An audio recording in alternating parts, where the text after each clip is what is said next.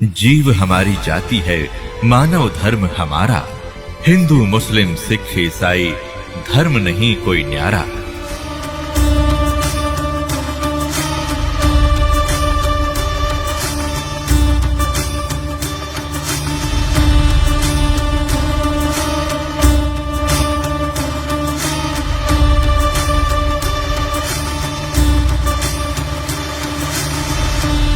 यही अल्लाह, यही भगवान, ये ब्रह्म सरपुरुष कहते हैं हम इसको ब्रह्म कहते हैं।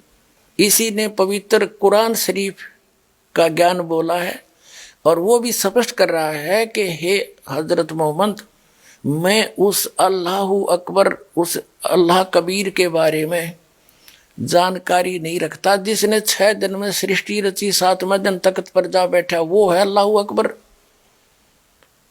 उसकी जानकारी किसी बाखबर से पूछ लो। इससे सिद्ध है कि कुरान शरीफ का ज्ञानदाता भी अल्पज्ञ है, उस परमात्मा के बारे में नहीं जानता है। और गीता ज्ञानदाता और कुरान शरीफ का ज्ञानदाता भी उस अल्लाह अकबर से अपरिचित है। तो इससे सिद्ध है कि ना तो गीता ज्ञानदाता वो समर्थ परमात्मा है, एक जिसको हम कुल का मालिक कहते हैं, जो केवल पूज्य है, और न ही कुरान शरीफ का ज्ञानदाता उस परमात्मा से परिचित है, अल्लाह अकबर से। इससे सिद्ध है कि हिंदू धर्म और मुसलमान धर्म के श्रद्धालु उस समर्थ की पूजा नहीं कर रहे जिसकी करनी चाहिए। ये भी भ्रम के अंदर है। इति सिद्धम।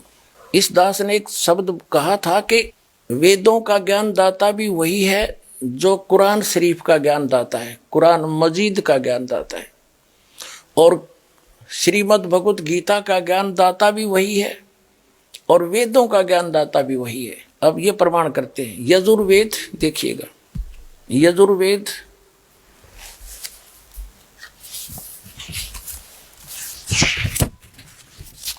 ये कहाँ से प्रकाशित है, अनुवादित है। प्रकाशक है सार्वदेशी कार्य प्रतिनिधि सभा 2/5 महर्षि दानंद भवन, रामलीला मैदान, नई दिल्ली से।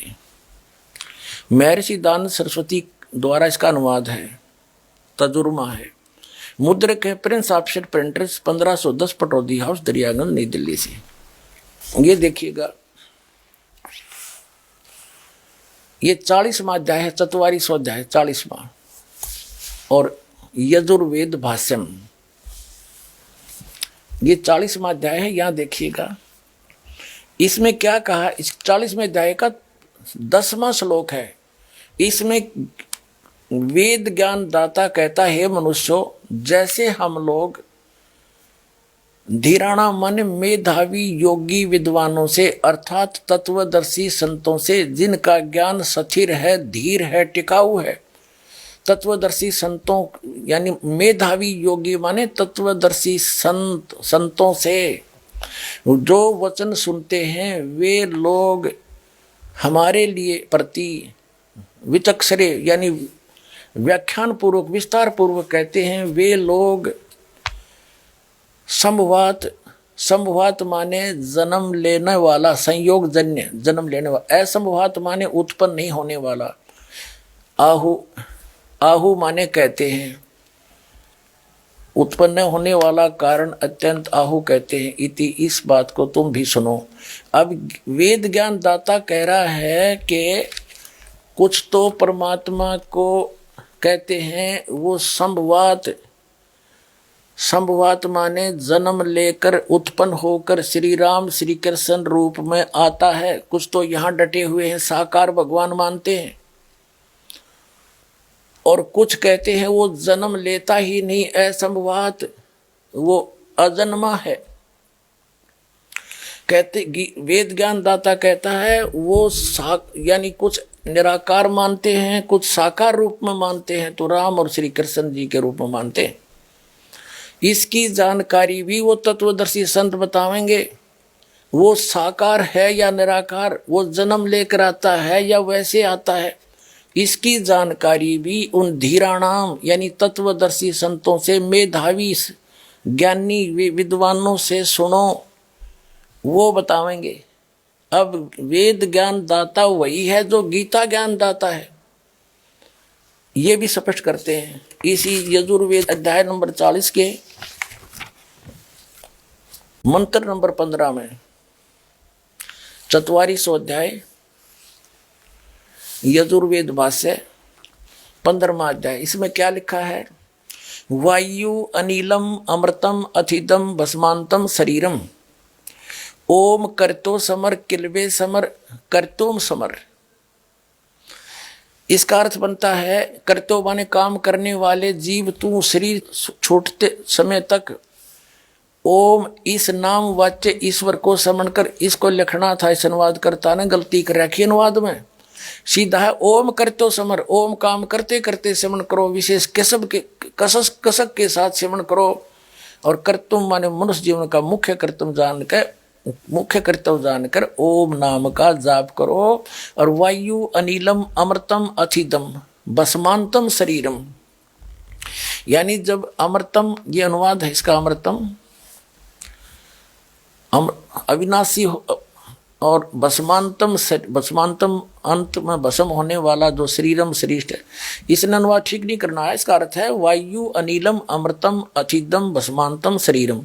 जब आपका शरीर छूटेगा, भस्म होगा, अंत होगा, उस समय आपके उसको इतनी अमृतव प्राप्त होगा, इस ओम के नाम से जो मिलता है उतनी गति आपकी हो जाएगी। और ओम नाम का जाप करो। अब वेद ज्ञान दाता, ये यजुर्वेद का 40वां अध्याय अंतिम अध्याय है और इसके अंतिम मंत्र चल रहे हैं। निष्कर्ष है ये पूरे यजुर्वेद का। या तो इसने वेद ज्ञान दाता ने बता दिया कि मेरा ओम नाम है, इस ओम नाम का जाप करेगा तो ओम नाम से मिलने वाला जितना जो अमृतव है इससे प्राप्त होगा। अब उसके बाद 17वें मंत्र में स्पष्ट कर दिया है कि वो पूर्ण परमात्मा अल्लाहु अकबर तो गुप्त है, प्रोक्ष है। उसकी जानकारी ना वेद में है, ना गीता में है, ना कुरान के अंदर है।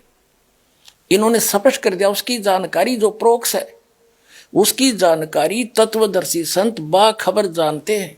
ना वो पवित्र कुरान शरीफ के अंदर है, ना पवित्र श्रीमद् भगवद गीता में, ना पवित्र वेद में। अब देखो ये 44 से 40वां अध्याय है और इसका 17वां मंत्र 15वां हमने वहां पढ़ लिया। इसमें क्या लिखा है ये अनुवाद देखो। इस अनुवाद करता का, हे मनुष्यों, जिस ज्योति स्वरूप रक्षक मुझसे अविनाशी यथार्थ कारण के आच्छादित मुख के तुल उत्तम अंग का प्रकाश किया जाता है, जो वह प्राण व सूर्य मंडल में पूर्ण परमात्मा है, यानी वेद ज्ञान दाता से अन्य है वो पूर्ण परमात्मा अल्लाहु अकबर।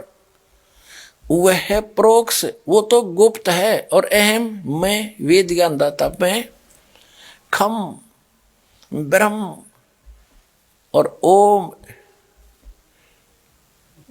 ब्रह्म, ये खम ब्रह्म हम हिंदी बाद में देखेंगे। ओम यानी ये है सो अहम सो असव अहम ओम खम ब्रह्म। वो अहम माने मैं, ये देखो अहम माने मैं तो खम ब्रह्म, मैं ब्रह्म हूं और दिव्य आकाश रूपी ब्रह्म लोक में रहता हूं और मेरा ओम नाम है। और वो अल्लाहु अकबर, वो पूर्ण परमात्मा तो प्रोक्ष है, गुप्त है, उसकी जानकारी मुझे नहीं है।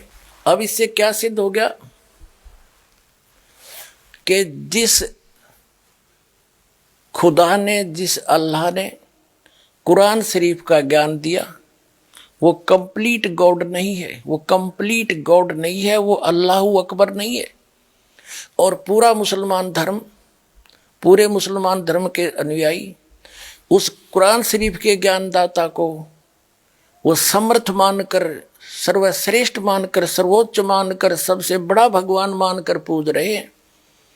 तो वो भी उस परमात्मा की पूजा ना करके अन्य देव की पूजा कर रहे हैं। इसी प्रकार श्रीमद् भगवद गीता जो पवित्र ग्रंथ है, पवित्र कुरान शरीफ की तरह, तो हिंदू धर्म के श्रद्धालु भी उस पूर्ण परमात्मा की भक्ति ना करके अन्य देव की पूजा करते हैं। अन्य देव की यानी ब्रह्म तक भी जो पूजा करते हैं वो आन उपासना में है। उस एक की पूजा नहीं है, और वेदों तक की पूजा करने वाले भी उस समर्थ के विषय में जानकारी नहीं रखते। वो तो स्पष्ट कर दिया इन तीनों पवित्र सदग्रंथों ने कि उसकी जानकारी तो कोई बाखबर तत्वदर्शी संत धीराणाम जानते हैं, उनके पास जाओ, वो बतावेंगे उनके पास ज्ञान है। तो ये दास है वो तत्वदर्शी संत, वो बाखबर। राव और कल्याण करवाओ।